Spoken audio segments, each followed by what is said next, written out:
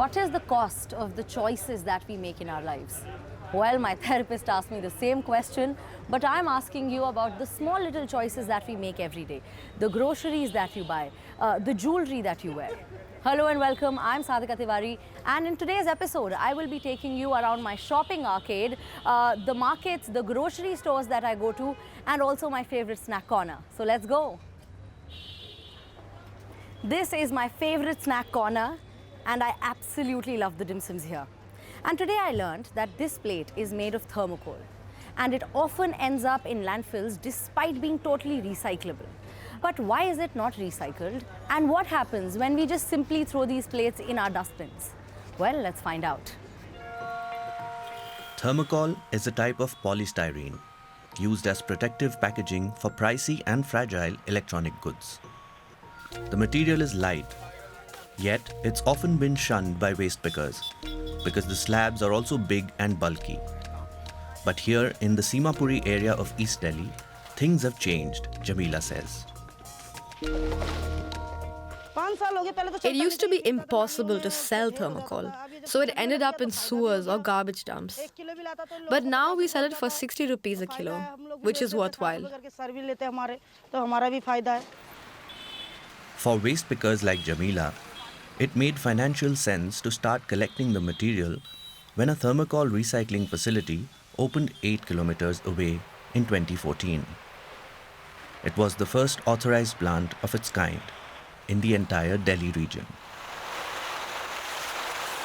The only problem is the bulkiness, so we wrap it in a big net and dispatch it the same day. Thermo-based solutions employs around 50 waste pickers to collect unwanted thermocol across an area some 20 kilometers wide. It's the company's most important recycling material. Sanyam Jain's company is one of just a handful in India that are even able to recycle thermocol refuse. Some of the firm's revenue comes from manufacturing and packaging companies, which are required to comply with thermocol disposal regulations. So according to that, all brand owners and manufacturers who are using thermocol as a packaging, it is their duty to facilitate in the recycling of the plastic that they are using in the manufacturing. The recycling process is relatively straightforward. After being shredded, the thermocol is heated up to create a viscous mass that can be turned into strands of plastic. This wire-like material is used to make polystyrene granules, a new material forming the basis for everything from photo frames to bangles. India generates around 1 million tons of thermocol waste per year. However, just 2% is currently being recycled. Mechanical engineer Arpit Dhupar runs Delhi-based startup Dharaksha Eco Solutions. It's developed an alternative to thermocol. Made from crop stubble and mushrooms, the packaging is 100% biodegradable and uses no chemicals. What we are doing here is that we've fine-tuned a mushroom strain. We've trained it to eat a certain source of carbon as its raw material, carbon as its food. And the beauty about mushrooms is that they are the only organisms that can break down the lignin component. Now, lignin is what makes the biodegradability of this material tough or long. So paddy straw waste by itself would take a very long time to degrade in soil. But this mushroom can degrade this lignin very fast. And while doing so, it gives it enough strength and rigidity. The first step is to chop up the crop stubble even smaller, and then add the specially created mushroom spores. These are billions and billions of spores of the mushroom strain. Each spore would then finally germinate into a mycelium of its own. The idea is to kill two birds with one stone, giving the market an alternative to thermocol while also helping to reduce stubble burning. The key innovative aspect is biofabrication, the technique of growing a product from living cells. The mycelium and crop residue mixture is pressed into molds, which are then baked. This is the place where this mushroom covers this entire bag and grows. This is the nature at its finest, where all these bags are ready to be used to be transferred into molds. Another big selling point for the ecological alternative is that it's also moisture and fire resistant. The mycelium packaging can also compete with conventional thermocol on the price front, depending on the specific use. Change is already happening in the city of Noida. The gourmet jar makes sauces, dips and spreads that are bottled in glass containers. They used to be packaged in thermocol to prevent breakages. But the company has now switched to the new blocks molded from mushrooms and crop stubble. The reason also that we shifted was because we do get customers who complain about the amount of thermocol that we use, or if you're using a lot of bubble wrap. Right now, thermocol, of course, they also find it's a problem how to dispose of thermocol. But now with this one, because it's ecological, it's sustainable, and you can just put it in your soil, so it becomes easier for them to get rid of it as well. Dharaksha Eco Solutions is now going a step further and has already begun testing its mycelium product for biodegradability in the ocean. At the same time, the recycling specialists say it will take a lot of time and political will to sustainably tackle thermocol waste. One thing that we've been, talking a lot about is that we need a concession on the indirect tax, or at least, there should be a difference between the GST being levied on virgin plastic and on recycled plastic. A sales tax reduction would be an incentive for manufacturers to use reprocessed thermocol in their products. The recycling firm also wants to see more education, so people know how to better dispose of this valuable material.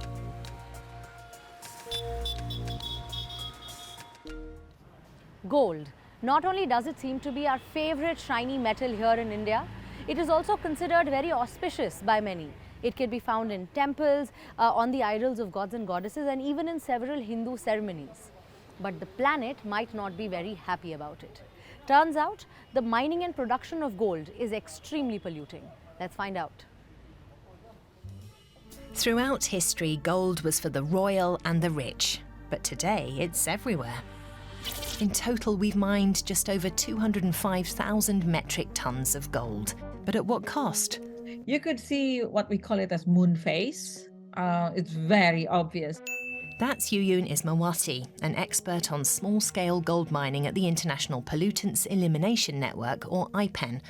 The moon face she's referring to is the excavated landscape left after extensive mining for gold.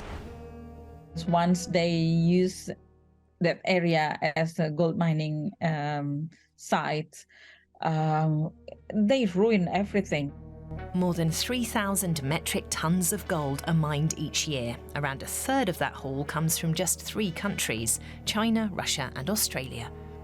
But we're digging for gold almost everywhere. One of the largest industrial gold and copper mines in the world is the PT Freeport Grasberg mine in Indonesia.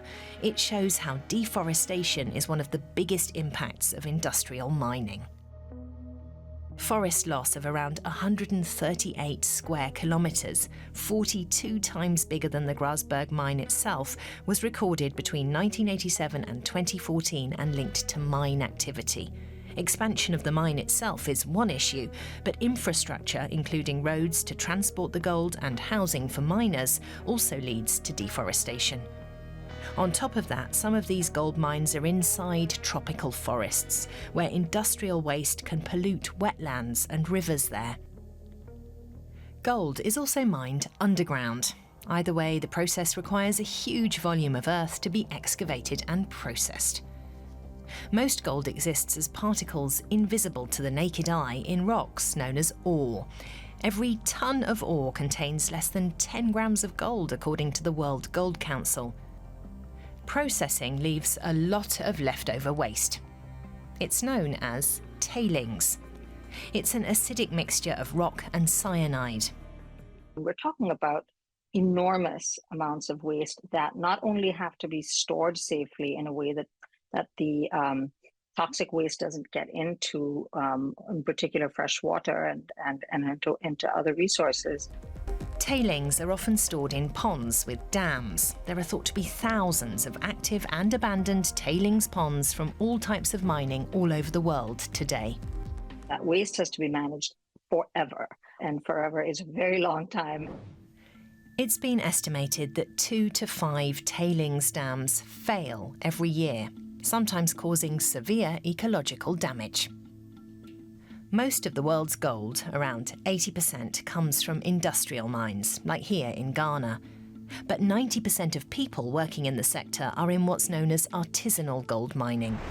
Informal and widespread, this small-scale activity not only causes deforestation, it brings another very serious problem of its own. When they're extracting the gold, they use mercury. Mercury is highly toxic. It's used in small-scale gold mining to extract tiny pieces of gold from soil and sediments. When gold is brought in contact with mercury, they bind together, forming a liquid called an amalgam. The mercury is then burned off, leaving behind the gold. So far, so good. But the mercury doesn't just disappear. It is dispersed into the air, where it pollutes the atmosphere, soil, waterways, and wildlife. Once in the food chain, this toxic metal can circulate for thousands of years. Miners in informal mining communities in Africa, South America, and other parts of Asia also take gold composites back to their communities to process using mercury. The health implications of mercury exposure can be devastating. They're poisoning themselves. A lot of children born with birth defects, low IQ, mentally retarded. This is children who live in the processing areas. Despite the obvious problems with mercury, it is still key to small-scale gold mining. It has not been easy to find something that directly competes with all of the qualities of mercury. Kevin Telmer is Executive Director of the Artisanal Gold Council. This non-profit organisation is working to improve conditions in the artisanal mining sector. UN experts have called for a global ban on the mercury trade. Its export is already forbidden in Europe and the US. China has committed to banning its use in mining by 2032. But it's not that simple. Corruption and illegal trade keep mercury cheap and accessible. Meanwhile, the luxury and financial markets in the wealthiest countries demand ever more gold. And that gold is worth ever more money. In early January 2023, an ounce of gold cost almost $2,000. Even though small-scale miners receive only a fraction of that when they sell their nuggets, the rocketing gold price is influencing poor communities who see striking gold as a chance to improve their livelihoods. Gold has this amazing capacity to deliver wealth, to deliver funds right into the middle of the rural communities. But working conditions are often poor. Gold mining can bring human rights abuses, displacement, and conflict for the people originally living on the land, especially now it's caught the eye of organised crime. So we're talking about $100,000 excavating equipment, and then dominated by organized crime, and which was previously focused on drug trafficking and also connected to money laundering. So, is all gold dirty? Or is there a way for us to get on some bling with a clean conscience? Well, there's recycling for a start. The idea is to use gold recovered from electronic waste or languishing in jewellery boxes to make new items.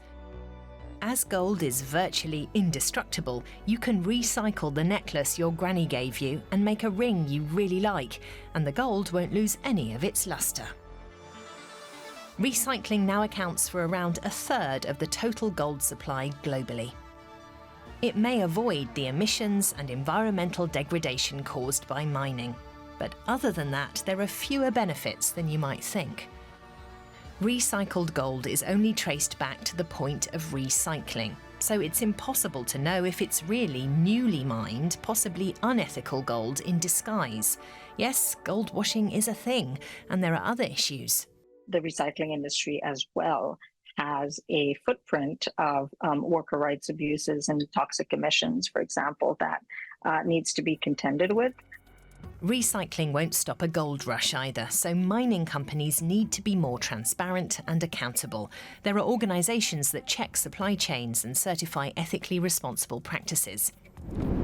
For example, independent auditors, like the Initiative for Responsible Mining Assurance, which checks conditions at mine sites. What we definitely are calling for is third-party independent assurance and auditing, auditors actually walking the ground at mine sites and at operations, and not having those that kind of audits or assurance at the corporate level, but also at the mine site level. Unfortunately, not all certifications are equal. The quality can vary, and there's scepticism about some schemes. There are some that are industry-led self-certification schemes that are essentially rubber stamping business as usual, and those really do fall short. Gold is like other mining industries in that the supply chain can be hard to follow. Gold from illegal miners can get mixed with legally mined gold, but Payal Sampat argues it can be done. There's no technical or technological barrier for supply chain transparency. A lot of what we've heard has been, in terms of barriers, have been political or just required changes in the way that companies do their business. We humans have been obsessing over this precious metal for thousands of years, and it's unlikely that we'll stop anytime soon. So what can we do? Organisations like Earthworks want governments to work with the mining industry to clean up conditions and include Indigenous people in decision-making. The Artisanal Gold Council agrees. We really need to work at the field level and develop responsible supply chains that can bring that gold right out to the formal market. We consumers can also play a big part. Only buy from brands using certified mines and insist on finding out where and how the gold was sourced, no matter whether it's newly mined or recycled. Forcing change on the ground is key. That could pave the way for gold's reputation to become as shiny as its natural colour. What if the roof over your head wasn't just completing the structure of your house, but also giving it electricity? Well, in Germany, there are tiles that are put on your rooftop that have inbuilt solar panels in them that can electrify the entire house along with making the roof stronger. Let's find out more. There's a revolution underway on the rooftops of Germany, begun by Cornelius Powell. He's devised an all-new roofing tile system that, in addition to protecting houses, also incorporates solar modules. And they produce electricity in abundance, more than enough for the resident family, provided the sun shines. As an example, 1,000 tiles on a roof mean a peak of 10 kilowatts, and depending on where you are in Germany, that's around 9 or even 10,000 kilowatt hours per year. In the long term, it pays for itself in around 20 years. His solar-paneled roof costs around 40,000 euros in total, a few thousand more than a conventional roof with added solar panels. Revolutionaries always face challenges because they're usually charting new ground. Powell's next-level tiles involve a lot of individual workmanship at the factory in eastern Germany, making production for now relatively expensive. A further hurdle is ensuring the new product is super dependable and functions flawlessly over a period of decades. The laminated solar modules are made on the basis of conventional processes, with materials tried and tested in billions of units to date, so I'm not worried at all on that front. Cornelius Powell's company also introduced robots recently to increase capacity and lower costs. Originally an electrotechnical engineer, he got investors on board to help finance the pricey material acquisitions. Their commitment represented a big vote of confidence in his fledgling enterprise. We started out in 2011 with 3 people, and now we have a staff of around 70. Last year we doubled turnover to 5 million euros, and this year we hope to increase our revenue 5 or 6-fold. Powell is confident that the energy crisis will see more German homeowners wanting to generate their own electricity. Plus, the government recently increased funding for solar roof conversions, which need to be as uncomplicated as possible. There'll be two penetrations in the roof up there, where the plus and minus cables will run inside a conduit down to the inverters. It's that simple. For now, the roofing revolutionary is a relatively minor player in what is a billion-dollar market. But he's convinced that his innovative solar tiles will soon be in demand across the country.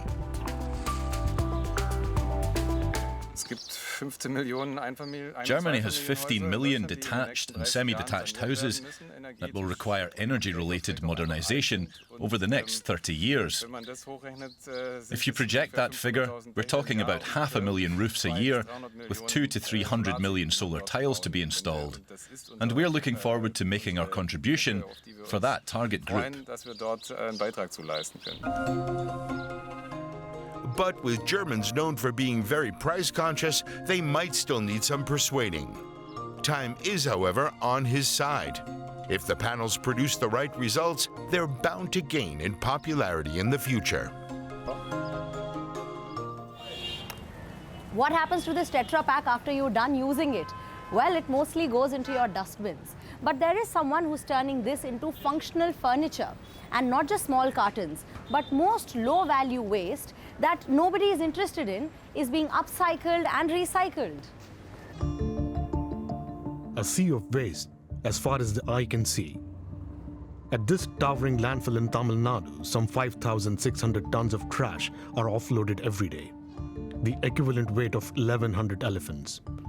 It is a huge environmental problem that a Chennai-based social enterprise has set out to tackle. Its initiatives include collecting types of waste that are typically ignored. Everyone knows that plastic, glass and waste paper can be recycled, but no one's talking about or researching the categories of waste that I'm dealing with. They don't even want to collect them. Tetra Paks, used clothes, suitcases and plastic are some of the types of waste the company processes.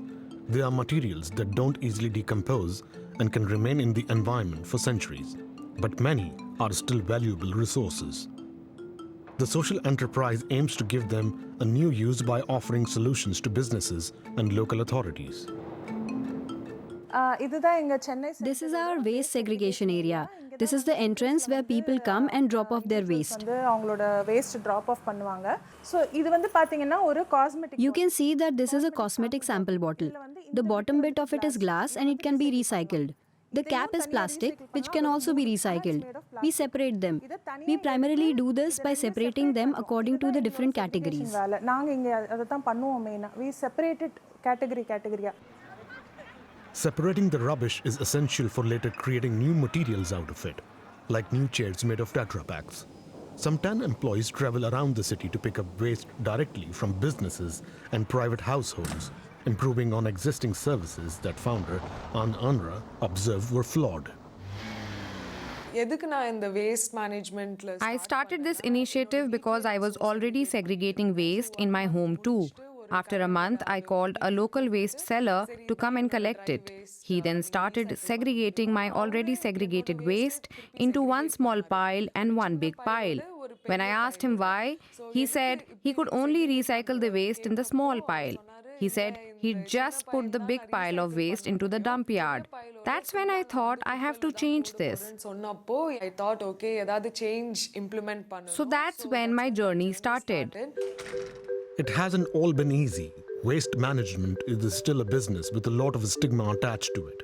And it partly requires consumers to relearn old behaviors. All waste is not waste. It's a resource or a raw material. Being sustainable is not a new concept. Our forebears and even just right up until the 90s, everyone used to reuse the things of their cousins or siblings. They always shopped locally too. So being sustainable is just going back in time. That is why the social enterprise also runs a second-hand shop. Ann Anra wants people to rethink their consumption habits and buy second-hand. If new items are absolutely necessary, they should be high quality and durable, because that means less waste. knew that the plate that I snack on and even the jewelry that I wear could be polluting the environment and damaging the planet so much, well, I'd be reconsidering several life choices after this episode. But you let me know what was your takeaway from today's episode and what would you like to see more of. You can write to us directly or reach out to me on my Twitter handle. Until then, keep coming back every week. Take care. See you soon. Namaskar.